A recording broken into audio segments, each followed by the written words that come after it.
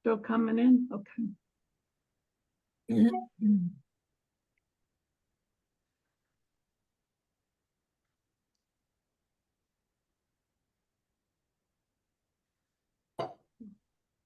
Okay, I'm going to go ahead and just start with the introduction. First of all, if everybody will mute themselves, that'll be helpful.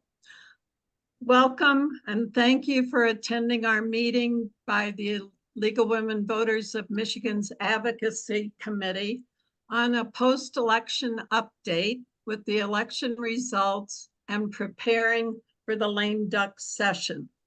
My name is Judy Karandjeff and I'm Vice President for Advocacy for the League of Women Voters of Michigan. Questions will be at the end of the presentation, so please put your questions in the chat and then we'll deal with those at the end. I want to remind you that things are moving quickly. Some things happened today, so if you find an error in the PowerPoint, just let us know, but we're doing our best to keep it updated in a timely fashion. Maria, you want to start by introducing yourself and the committee? Yes, hello, I'm Maria Wollison, and I would like to introduce the members of our committee. First of all, we have Tricia Denton. She's a member of the Leelanau League, and because she is recovering from surgery, she's not able to join us here this evening. However, she has been focusing her attention for years now on Line 5, which is that oil line that goes under the Straits of Mackinac. Next, we have Judy Karandjeff, who you just met, who opened our meeting. I want to just give a little shout out. She's a 50-year member. She's been a past state president, and she also watches the Michigan legislature on a daily basis and is always bringing us attention of the status of bills. Next, we have Carolyn Madden, Washtenaw League. She is also a long-term member, more than 20 years, and she focuses her attention on the criminal justice system, and she's also been visiting the women's prisons. Next on the list is Connie Mitchell. She's a member of the Dearborn Heights League. She belongs to numerous outside organizations, and her focus is on education and the critical race theory. Then we have Christina Schlitt. She's a member of the Grand Traverse League. She is also a past president of our state league, and she focuses her attention on firearm safety. Next, we have Sue Smith, a member of the Washtenaw League, and she's also a 50-year member, as well as a past state president. She focuses her attention now on the national popular vote and campaign finance. And I want to say that it's thanks to Sue's amazing 10 to 15 year working to getting the redistricting done in Michigan that was accomplished. Next, we have Susan Serini Elser. She's also a member of that Washtenaw League. Man, that Washtenaw League gets around. Anyways, she is actually an environmental attorney who spent her career in that area, and she now focuses on environment, natural resources, and climate. And I am Maria Wollison. I'm a member of the Oakland Area League, and I focus my attention on the Abolish the Electoral College endeavor. Finally, we have Paula Bowman and Denise Hartsaw, who are our co-presidents of the State League, and they are also ex officio members. And I challenge anybody to know what that means in Latin. Next, Maria. Yeah. Are you going to move the slides, Judy? Thank you. And now we have the highlights of the election results. Go ahead. Connie. Good evening, everyone. Our federal election results are quite fluid at this time. It is coming to a conclusion, but there are still changes being made. Of course, we know the president-elect is now Donald Trump. The U.S. Senate has 100 members in its makeup. 34 seats were up for election. There are new 45 Democrats and 2 independents who kind of lean Democratic and 53 Republicans. We just heard a few minutes ago that the U.S. House of Representatives is being called by NBC News as leaning Republican. The Michigan U.S. Senator to replace Senator Debbie Stabenow is now Elisa Slotkin. And in the Michigan House of Representatives, the delegation is currently 7 Democrats and 6 Republicans. There are new 7 Republicans and 6 Democrats. It is expected that the Michigan legislation will be controlled by the Republicans. Okay. And it's frozen. I'm trying. Okay. Statewide Michigan election results. The Michigan Supreme Court had the 2 Democratic nominees won. So you can see it was 4 Democrats and 3 Republicans. I see a wrong sign there. We now have 5 Democrats and 2 Republicans. The Michigan State Board of Education, 2 Republicans won, so it remains 6 Democrats, 2 Republicans. The University of Michigan Board of Regents is 1 Democrat and 1 Republican won. It remains 6 Democrats and 2 Republicans. The Michigan State University Board of Trustees, 1 Republican won and 1 Democrat won. It remains at 6 Democrats, 1 Republican, and 1 independent. Wayne State University Board of Governors, 2 Republicans won. It was 6 Democrats, 2 Republicans, and now it's 5 Democrats and 3 Republicans. Going on to the Michigan House, as all of you know, this was the first trifecta for Democrats in 40 years, and that ends at the end of December. Right now, there are 110 seats, currently 56 Dems and 54 Republicans. The Republicans gained 4 seats, so they will have 58. The Democrats will have 52. They lost 4 seats. They take office on January 1st through December 2026. The Senate continues, and they have 110 members. The Senate continues as Democratic, but 1 vacancy has occurred. There are 38 members, so there will be 19 Democrats and 18 Republicans.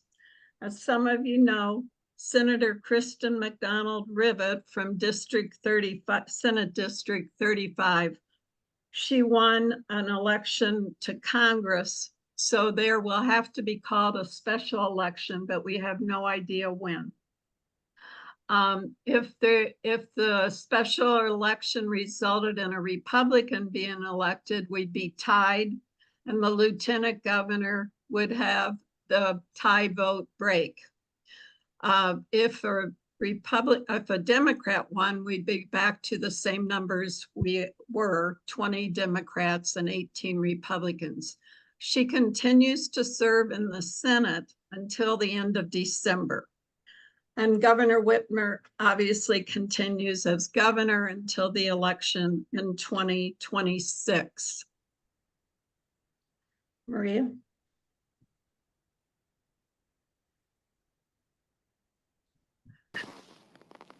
You're muted, Maria. Oh, sorry. Sorry. Okay, the number of people who voted in the year 2020, there was a 70% turnout of the voting age population. Biden won 2.8 million votes, which was about 50.6%, and Trump won 2.6 million, which was about 47%. Now, the number of voters who voted in 2022, only 55% turned out. Whitmer received 2.4 million, and that was about 54%. And Dixon won 1.9 million votes, or 43%. Now, the number of voters who voted in 2024, there was a 71% turnout. Harris won 2.7 million, which was about 48%. and Trump won 2.8 million, which was about 49%. Wow. Carolyn? Oh, I see. Okay, I didn't realize. Okay, how people voted in Michigan. Active registered voters. 7 million voted, 78%, the highest record of active registered voters. Registered on election day, 22,000. Absentee ballot, 2 million. Wow, 2,234,000. Early voting, 1,214,000. And election day, over 2 million. Do I continue? Oops, sorry. No, Christina. You're muted, Christina. Many of Thank you know that those of you that have been involved in the Board of Canvassers Observer Program know that some of the counties have started their canvass on the 6th of November, but by law, they needed to start by the 7th. And they need to complete their process by the 19th of November. And if they don't, then the state steps in and takes over from there. However, by November 25th, the State Board of Canvassers must meet and certify the results from all of the counties.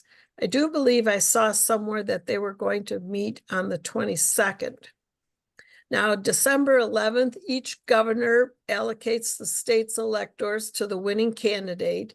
Certificates of assertment must be made. December 17th, electors meet in every state and cast votes for president and vice president.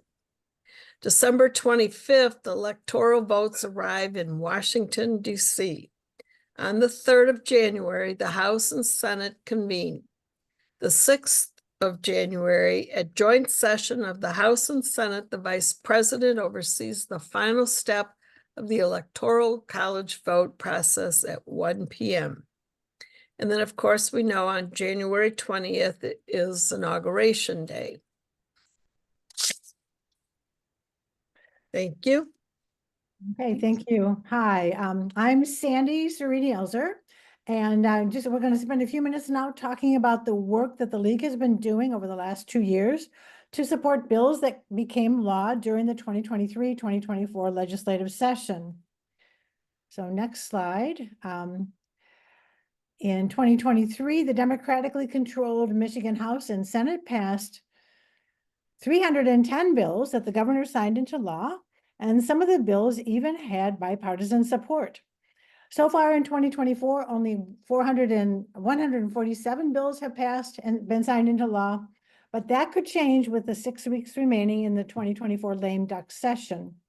So we're going to go into some detail on the 84 bills that the League is currently supporting in the next few slides, but here are general categories: firearm safety laws, laws protecting our elections, laws fighting climate change and protecting our environment, laws expanding access to free preschool, repeal of Michigan's right to work laws, and change in the Elliott-Larsen Civil Rights Act, adding sexual orientation as a category protected by anti-discrimination laws.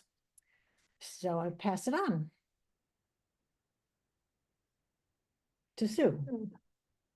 Right. Sue? Sue muted? Thank you. Oh, thank you. Yes, I'm Sue, and this chart shows a comparison of the number of bills that were actually passed and signed by the government and therefore enacted into law compared to the number that were introduced over the various years, beginning with 2011 through 2012. So if you look at this session that we're in right now, this legislative session, 23-24, in the Senate, 1,058 bills have been introduced so far, 2,077 in the House, for a total of 3,135. Now, of course, many more bills are introduced than are ever passed. And so far to date, well, 457 have actually been passed by both branches of the legislature and signed by the governor.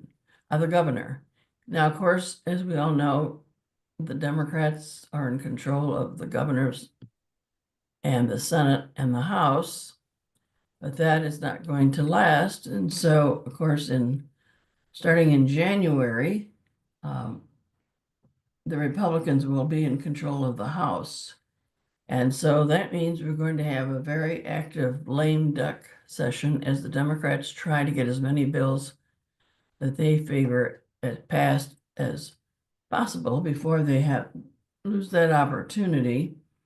And a similar situation happened in 2017-28 when Snyder was at the end of his second term, and he had the lame duck session because he knew that the incoming governor was going to be Governor Whitmer, a Democrat.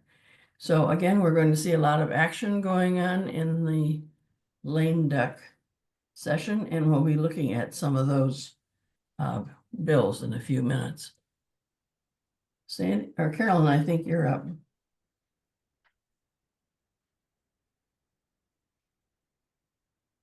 One of the major set of bills that was passed in December, actually, of 2023 was the reform of the juvenile justice system as a result of a task force that was set up by Supreme Court. Can't think what's her name, but sorry, in 2022. And that task force really pushed for the juvenile justice system to change. So all of the bills passed except for one, and that's House Bill 4630. Sorry, we could have put that there. These bills actually helped childcare. It's funding for community-based care. It's to eliminate the majority of juvenile court fees. As many of you know, a lot of the children that were put into jails and homes had charged high fees, and then when they came out, they weren't able to pay it. It expands the role of the child advocate to oversee investigations within juvenile justice facilities. So the bill that didn't pass is 4630. That's to allow Michigan Indigent Defense Commission to set specific standards for youth defense. And so we're still hopeful that that might pass through. But anyway, I'll talk a little bit more about those bills that might pass. So, thank you. Thank you. Well, this was a great session for enacting changes to the election laws that the league supported. One was had to do with recounts, and it clarified the recount process. And I thought that one of the most interesting and perhaps significant parts of PA 74 is the following: requires a petitioner to allege an error rather than a fraud or mistake in the election results and require enough votes to be recounted to change the results. You probably remember we all sat through a lot of recounts that really didn't amount to anything, and a lot of money was spent and a lot of time was spent. And this was an attempt to try to prevent that from happening. So recounts are meaningful rather than just because somebody wants to make a point. Okay, secondly, legislation was passed to remove prohibition on hiring transportation to the polls. Now, volunteers have always been able and still can drive people to the polls, but there was a prohibition against anybody hiring a van or a bus, for example, and providing transportation to the polls unless it was to transport people with disabilities. But that prohibition has been removed. It enacts pre-registration for 16-year-olds, establishes early voting procedures, which, as Sandy pointed out, many people voted early this past election, establishes procedures for drop boxes and many more laws as well. And of course, we worked with Promote the Vote, the coalition, to get these laws passed and enacted. Think Sandy, I think maybe it's your turn. Yeah, you're just having a problem moving it, but it's gonna happen. I don't know. Okay. okay, great. So now we're going to talk a little bit about election laws that have been enacted in the 2023, 24 session. So the first and most important laws passed in 2023 established 100% clean energy by 2040 and requires 60% of Michigan's energy to come from renewable sources by 2035. So this is a big step forward in Michigan's fight to combat climate change. As part of the package, in order to make sure we can get to 60% renewable energy by 2035, the Michigan Public Service Commission now has backup authority to approve some large-scale solar and wind projects, those that are 100 megawatts or more of power, if the local government fails to approve them. And you may have read that this law is getting some pushback from local governments, and there's a lawsuit pending, I believe. So we'll see what happens with that. And another law that was passed was the Michigan Public Service Commission must now create opportunities for the public to engage in utility rate cases and other decision-making processes, so we can go talk to them when the power's been out for way too long, like it has been in the past. And finally, a new law now requires homeowners associations of subdivisions and condos with freestanding homes to allow residents to install energy efficient equipment like solar panels or rain barrels, or even clotheslines to hang out your laundry. So I think Christina's next.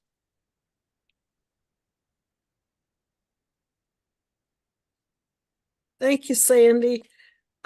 We've had the good fortune of having some good common sense laws enacted in this Michigan legislation in late 2023, and they became law in February of this year.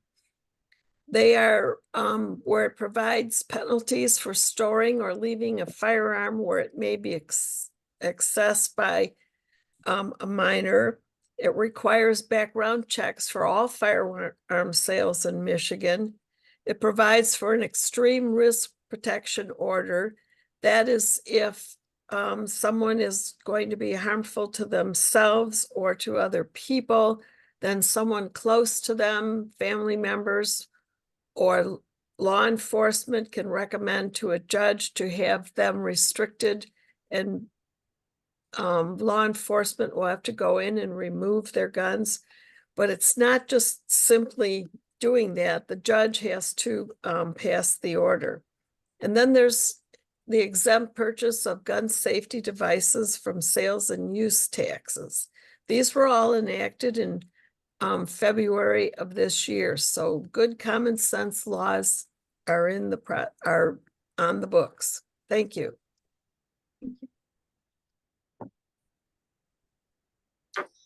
There have been some very important healthcare laws enacted.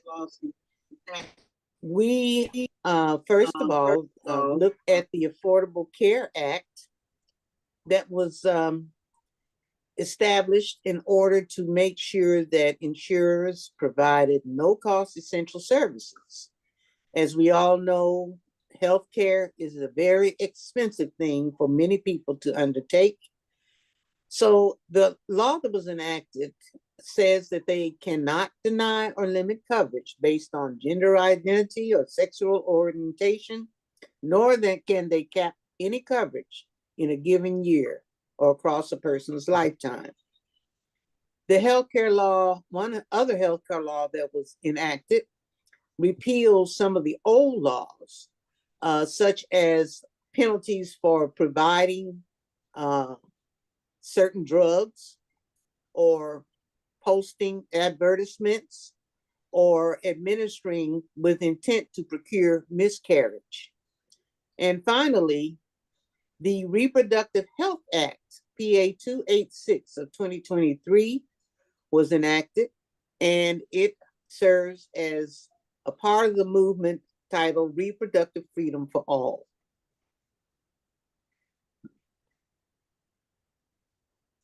Now, we're going to talk about preparing for Michigan's lame duck session. You all are very aware that at the end of a 4-year period, legislators and Congress people try their darndest to get as many laws enacted as they possibly can before leaving office or before losing their majority. The lame duck season begins now and ends, I think, in January, according to what I read. January 1st, 2025 is when the lame duck session will end.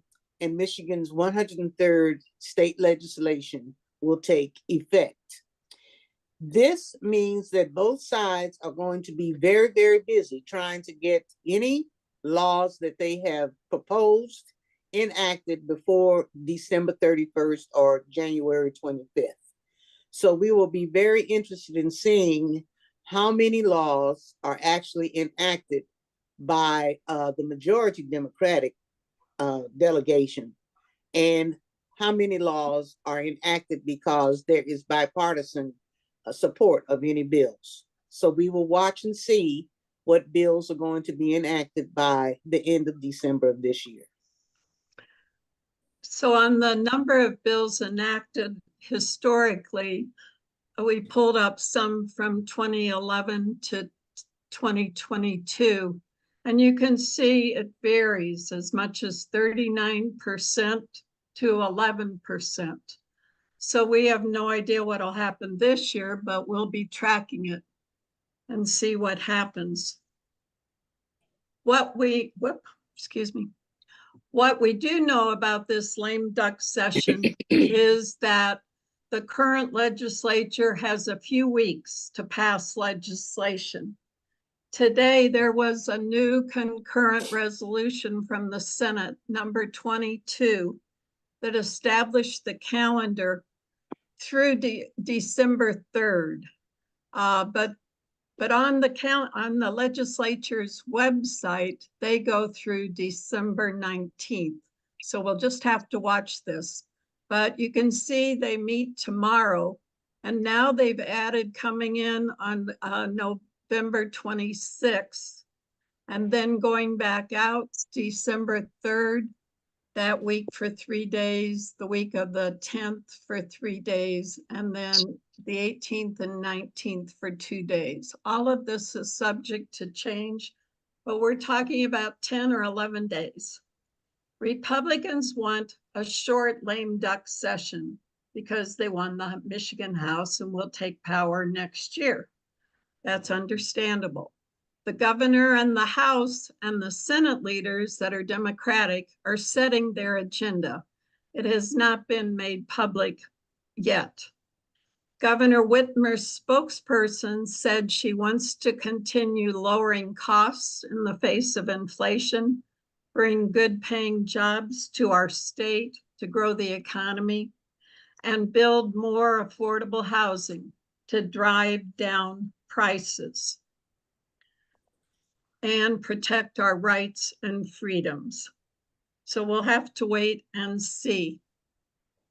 The League has a number of items that we want to have passed. We want criminal justice bills passed, some election bills passed, environmental bills, firearm safety, and the Freedom of Information and Bright Acts. And now we're going to tell you more about that. Carolyn? Okay. Can I, Just next slide? I'm trying. I don't know why that happens. Okay. Okay, so there are always a number of bills. So some of them I don't bring to the League because I know there are priorities in the League. And one of the things I'm just feeling right now, even tonight, realizing that I feel always jealous that there are so many other bills that get passed and criminal justice doesn't get passed. And one of the things that I realize doesn't matter Republican or Democrat, that there's bipartisan reluctance to pass some criminal justice bills. And it just is so. And somebody asked in the chat, why doesn't the legislature do more? Within criminal justice, it's equal opportunity not to feel that they're trying to change the criminal justice system. So it's unfortunate that a lot of bills, even though there's a lot of support, there's bipartisan support. For example, the first bill, support productivity credit for prisoners. Michigan is one of about 6 states that does not offer any kind of productivity or good time credits for people who are inside. And that would be to allow them to take educational courses, behave, not get any tickets, and get out a little bit earlier. We do not have that in Michigan. And that there's bipartisan support, but you have to get this put forward by the head of the House and the head of the Senate. And they're always reluctant unless it can get passed by, the whole majority. And there are people on both sides of the aisle that are reluctant to do that at times. So it's hard work to get some of these bills passed. Then the next one is, this one I think has a good chance. This is bipartisan plan proposing to amend Michigan's clean slate expungement process. We already have a good clean slate expungement process bill passed, and it is in process. This would help make the process a little easier so that people with multiple crimes committed a long time ago could get expungement at one shot if the judge deemed it that way. But this does also have bipartisan support, and it seems like enough. It just has to be brought forward. This is the big one. And there was just a rally up at Lansing yesterday, and these are 2 packs of bills, and it's called Second Look legislation. It's a criminal procedure bill that allows people serving very long sentences, and it was 10 years, but now they're looking at suggesting 20 years so that we can get more people signing on to support this bill. After 20 years, people who've been in that long get a look. Now, look, it's not a whatever they call it, a free, you don't get out just because you have 20 years. The original judge looks at the case again and sees if there are mitigating circumstances that should have been considered in the beginning, and looks at what they've been doing for the 20 years that they've been in. The other thing I just want to mention is that Michigan has one of the longest longest sentencing in the United States. And then the United States has, of course, the longest sentencing in the world. So this would allow people to get out. It would be guaranteed that the people getting out have taken a long look. After the judge looks at it, it still goes to the parole board. So it's not a get out of jail card free. So we're very much hoping that this gets a look at least, and we're waiting for Joe Tate to bring it forward. So thank you. Good.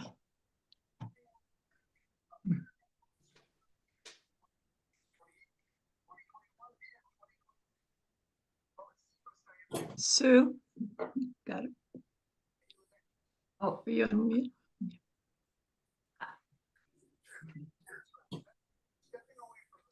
We still have some election bills that we are hoping are going to make it through during lame duck.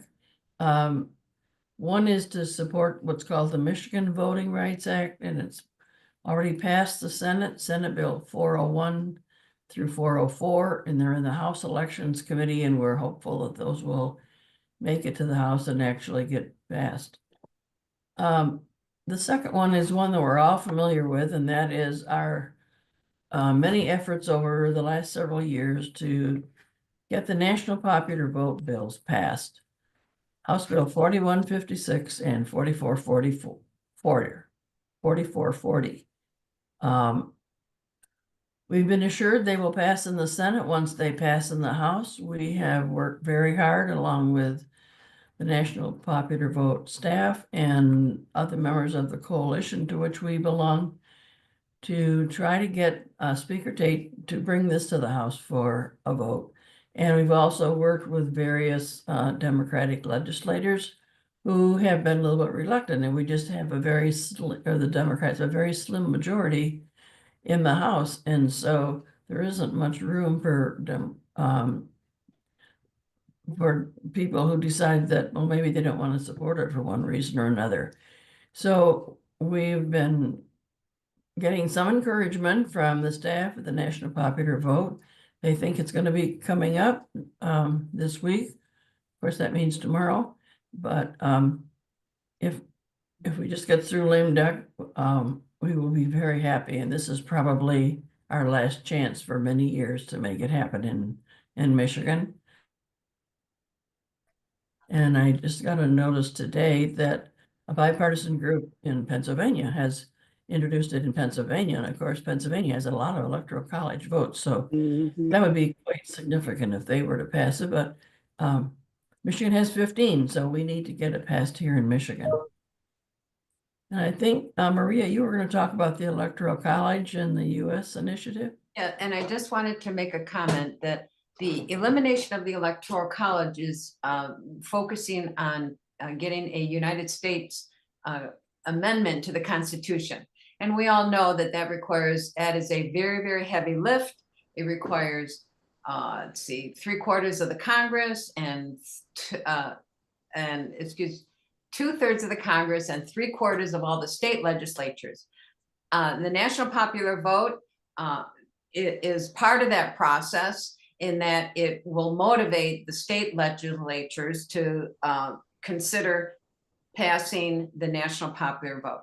And what I'd like to say is the LWVUS has developed a PowerPoint presentation, and I've been out giving that. And as a matter of fact, I gave it to the Detroit League and I got rave reviews. They said it was very interesting. Anyways, and I have a couple more scheduled, and I've already given it as well to the American Association of University Women, the Baptist Women's Ministry, as well as the State of Michigan Employees Retirement Group. And people are very, very interested in this issue. And even though it is a very, very heavy lift, the United States Constitution has been amended 27 times, and we can do it.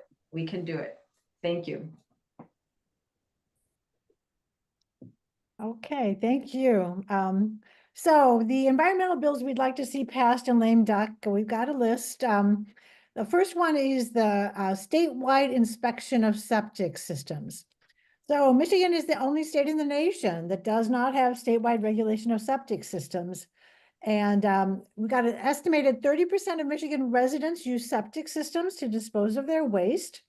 And 1/4 of those systems are estimated to be leaking into our lakes and our streams and getting into our drinking water. So these bills are important to get passed to protect our natural resources, our environment, and most importantly, our drinking water. The League also supports the community solar bills. Over half of Michigan households are renters or live in shady areas or cannot afford to install solar panels. So these community solar bills will allow residents to subscribe to off-site solar arrays and receive a bill credit for the energy that's produced. And that way, everyone can get the benefit of clean, renewable energy. Also, on the environmental side, the League supports passing the polluter pay bills. These bills will make polluters pay to clean up the messes they create. Right now, unbelievably, there are hundreds of contaminated sites in Michigan, and it's the taxpayers that are on the hook to pay for the cleanup. So as a basic issue of fairness, in order to clean up Michigan, those responsible for the contamination should bear the cost of the cleanup.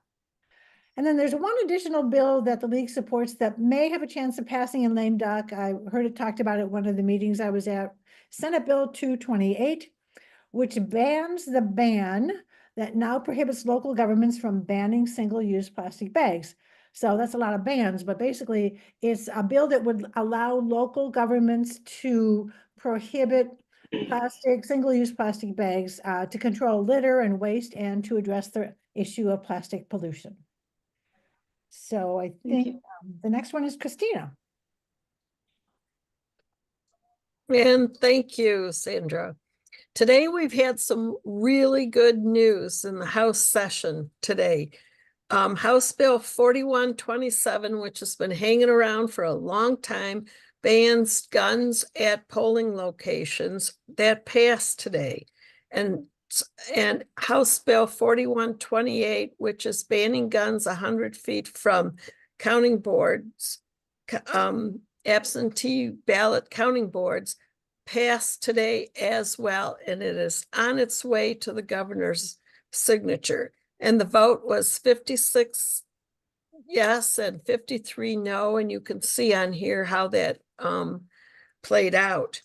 Now, the next one, which was also good news today, it came from the House and is now on its way to the Senate, is supporting the bill to require schools to distribute information on gun safety. They passed the bills today, and you can see how that played out as well. 56 Dems, 53 no, which were the Republicans.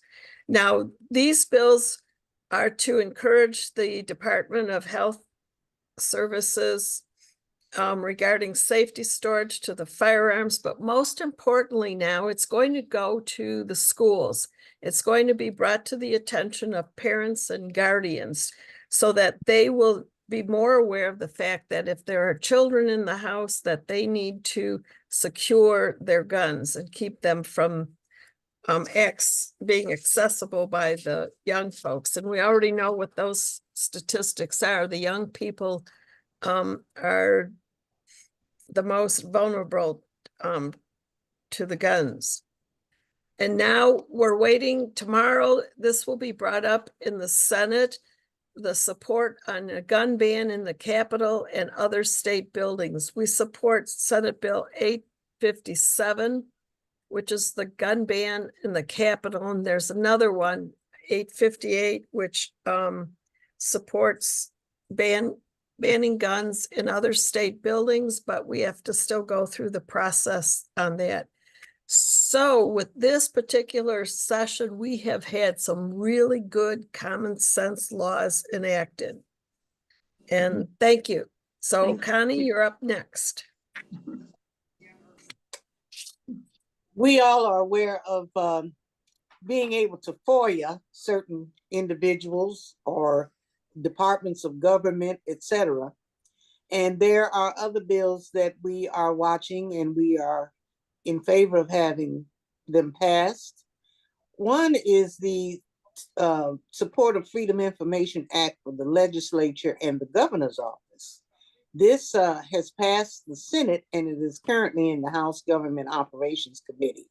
Not only will they be able, a person be able to FOIA the governor's office, they will be able to FOIA the lieutenant governor's office and any other persons in the legislature, Republicans and Democrats, senators and representatives. Also, we have the BRIGHT Act. The BRIGHT Act brings reforms of and places integrity and transparency and ethics in what is done by those who lobby the legislators and the governor and those other officials to try to get things done on the behest of the clients for which they work. And the BRIGHT Act will increase the reporting and disclosure requirements for lobbyists. So anyone who is a lobbyist will be required to make state level reports about what they're doing and monies that are being spent, etc. I am going to say that I believe that all of these are part of the attempt to make sure that there is less money in government and that we have much more transparency in what people are doing who are elected by us.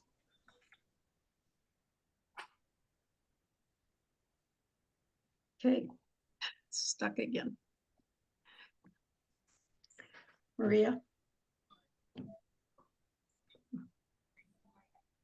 Oh, you're muted, Maria. So now, what can you do? You can take action when you receive messages from LWVMI, and they're in the form of action alerts. It only takes a minute or two to respond to these action alerts, and Judy is great about sending them out whenever there's something that needs attention. And you can, of course, look at the Citizens Guide, which is a PDF document, and there's a picture of it right there on the screen, or you can just look at, oh, that's it. Sorry. Oh, no, that's okay. No.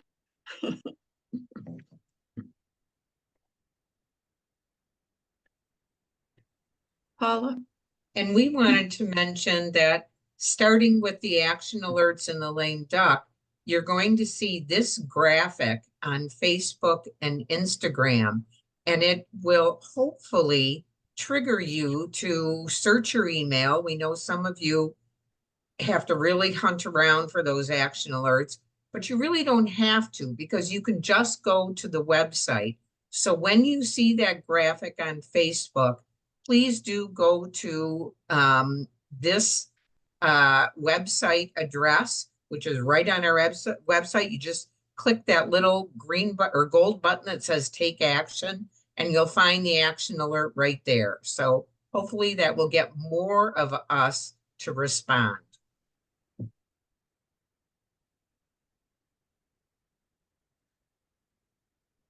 Denise?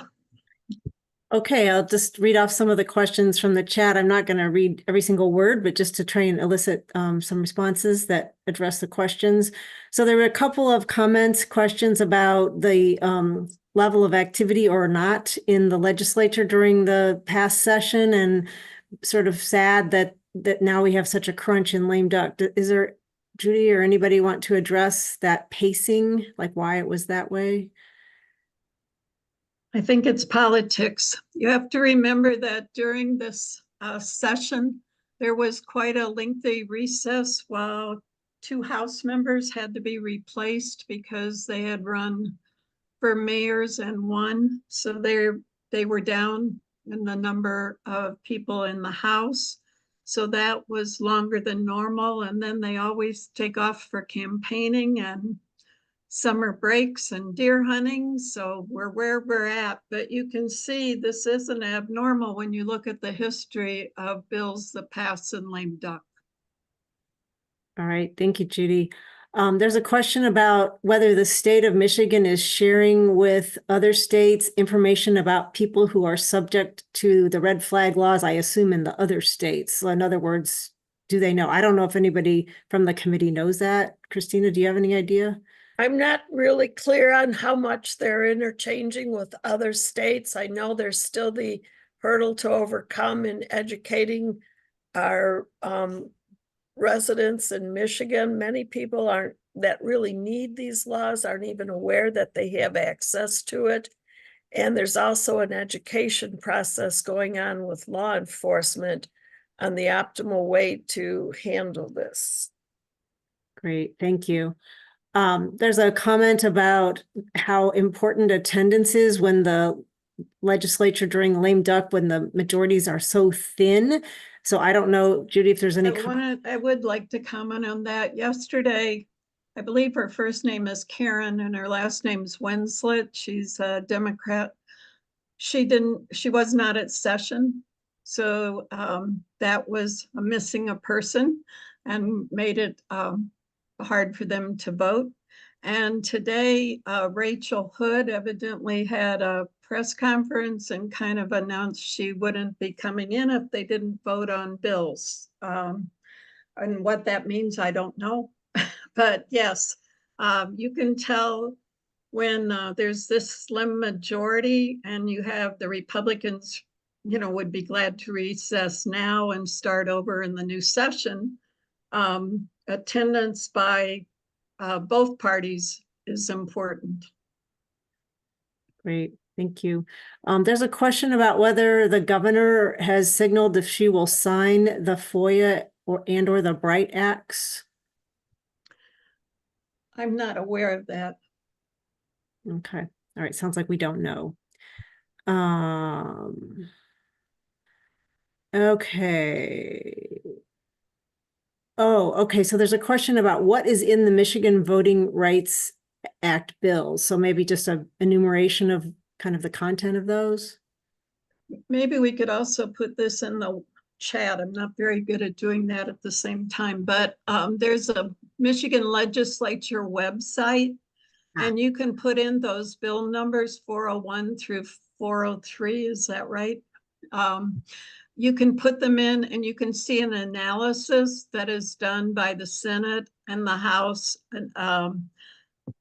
analysis section, and they are very comprehensive, but this is essentially taking the John Lewis Act and making it Michigan, but it's different And you can see the complete thing if you go to the Michigan Legislature website, which you can just type in and it'll pop right up. And then you put in the bill numbers. Right. I think for a general overview, I mean, there are protections for people with disabilities around voting, protections for people whose best language is not English to help them with materials and voting. Those are some of them. Having a process for following up if things are not done correctly at the local level, things like that. Those are some of those. Okay, let's see here. Oh, thank you for the web address there. Okay, Mary Jo's got some information about End Gun Violence Michigan meeting, 3 pieces of legislation. It says, does Christina have any bill numbers? I don't know. Christina, do you have the bill numbers? I think those were on her slide, Okay, all right. which we will be sharing the PowerPoint. Yeah, do you want to unmute Christina and address that? You have unmute. If you're talking about like ghost guns and Medicaid funding Yes. and that sort of thing, Yes. they haven't even been introduced yet Okay. into the legislature, so there are no bill numbers associated with them. But the ones 4127 through 28, those are a go. 45 or 5450 and 5451 are on their way to be a go. And then Senate bills 57 and 58. They'll have a hearing tomorrow in the Senate. But the other ones, I'm not even sure how far they'll make it. From my understanding, if they're not introduced pretty darn quickly, they're not even going to make it through the lame duck. Right. Yeah. There's a question about whether the PowerPoint will be available as well as the recording. Yes. Yes. So the PowerPoint will be available probably on our website, maybe in the, yeah. I caught a couple of corrections, but we'll get it to Paula and Paula will help us to get it to the website. Right. Okay. I think that pretty much covers the questions that I could see in the chat. There were some comments too as well. So I don't know, Judy, do you want to entertain more questions at this point? There's about 7 minutes left. It's fine with me. Looks like Mary Jo, are you waving your hand? Thanks. That's good to put in the chat. Do we know anything on the SOAR thing? If On what? the SOAR, the package that I'm interested in, because it would provide a lot of money for transit programs. And it was, No. you haven't heard No. anything more. Okay, thank you. All right. Are there other questions that people would like to pose, whether in the chat or just by raising your little virtual hand or your actual, if you do your actual hand, we're not going to be able to see you because I can't look at all the screens at once. But if you do your virtual hand, you'll pop up. Denise, this is Carolyn. I'm just, someone is asking to get their name changed for action alerts.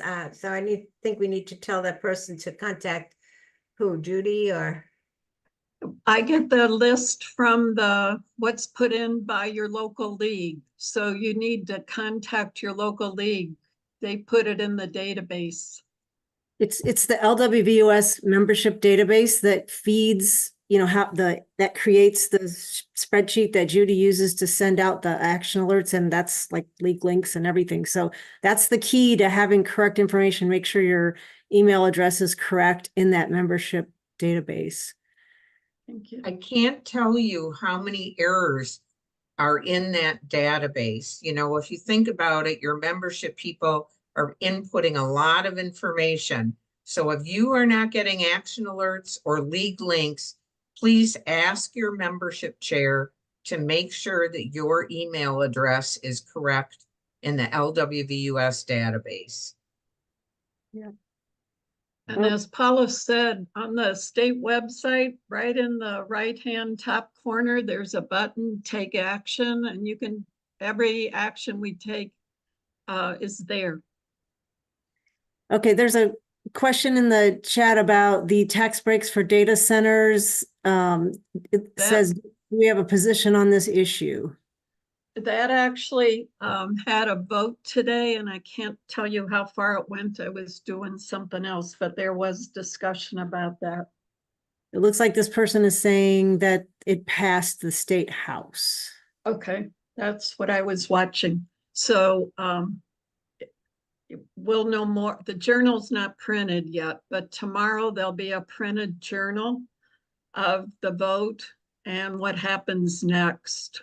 And that's at the Michigan Legislature's website. You can pull up a journal. So We do- were Well, we do have an concerned- issue on that, right? Yeah, we were concerned about the data centers because they use so much electricity and we had wanted certain changes. And I don't know if the changes got incorporated. Yeah. Probably not. We don't know. Yeah. Mary Jo, looks like you have your hand up still. Yeah. Did you want to? Say something? Yeah, this is for Judy. Is it, the talk you're doing on Saturday, is it going to be basically what the beginning of this talk was or more? I'm doing two. No, it's a little different. Okay, thanks. Do you want to share with people that they could? It's okay. One is just to the Detroit League Board, I think, Right. and the other's to the Gray Panthers in Detroit. Yeah. Robbie's commenting that it would be great to let people know that legislators respond well when there's kind of individual outreach to them. I think especially if you are their constituent. So just take that to heart and, use those forms of communication as well as doing these more mechanized action alert actions. And then someone is asking about action alerts on the Bright Act. Is someone in the league following the act and prepared to issue alerts? Yep, Yeah, I think that would be Judy. we are. Yes. Okay. Other questions? We got a couple minutes. I just wanted to remind people, you can edit those alerts. If you know the rep and want to put our senator and want to put in something personal, do that. I mean, we can't do that for you, but they're editable. Right. Yeah, it is really good to throw in some local reference. Yeah, Christina, go ahead. And for those of you that are interested and have the opportunity, I would encourage you to go to the Michigan legislature and go to the House videos to watch the hearings or the Senate videos to watch the hearings. Yeah, great. Susan, did you want to unmute and ask a question?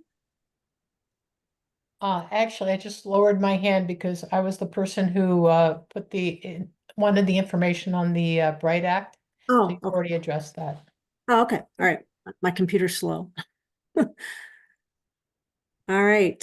Oh, and Judy Florian notes that she sends action alerts to her friends so they can take action too, which is great. So just, make sure you know that you can share those action alerts with anybody. We're happy to have more people reaching out, like the more the better. So there's not an embargo on that at all. All right. So in closing, I just want to thank the committee and for your hard work on this and for all of you in the audience for participating. We hope this has been useful. We know it's a lot of information and we wanted to let you know that we want to talk about what's in the future, starting in January. We're going to wait to hear what the governor says in the state of the state. The date hasn't been set, but that's sometime in January.